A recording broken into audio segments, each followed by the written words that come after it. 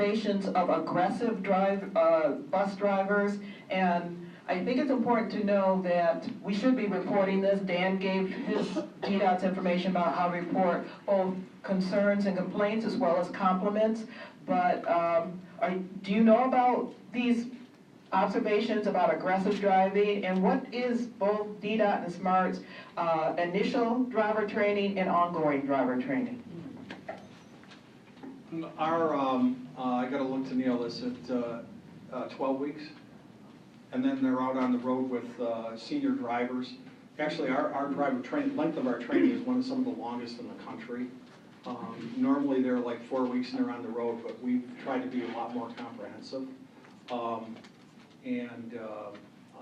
You're going to have that no matter where you are, and that's why the key really is the complaint. I mean, if a driver's not acting the way you feel they should, you can help big time.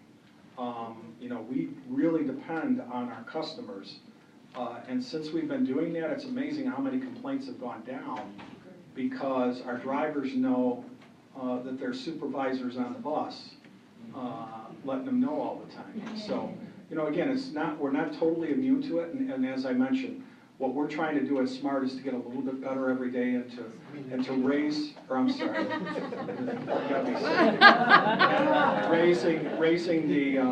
raising the bar. Well, I'm trying to get them better too, but they got to follow us. There you go. Anyway, sorry about that, John. I couldn't help it. But we're really trying to raise the level of professionalism, and you don't do that overnight. And I dare say that I think folks who ride VDOT recognize that their drivers are a lot better than they were 4 or 5 years ago.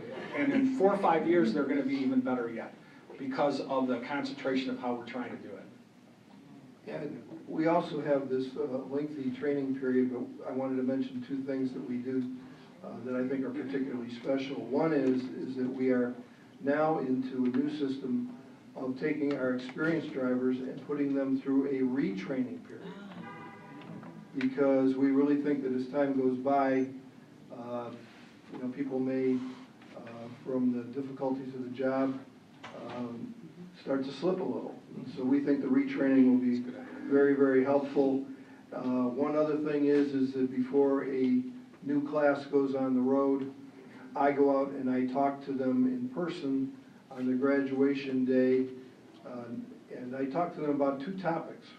One is that they are the face of SMART, and that every single day they are responsible for first being courteous.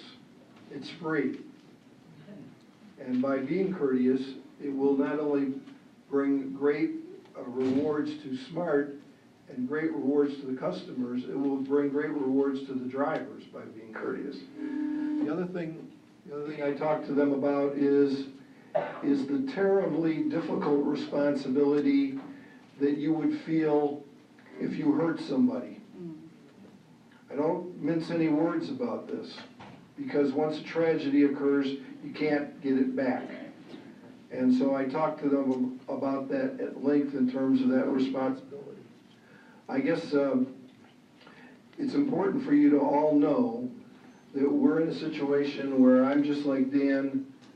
I want to hear the complaints. It's not that I like the complaints, but I can't act on them if I don't know. And so our number is 223-2100, and we want to know about this. Poor Robert Kramer's back there.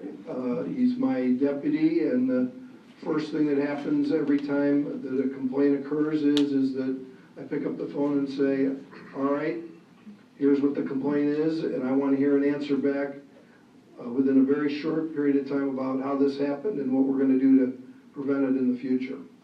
And all of you need to remember there are numbers on our buses. That's true.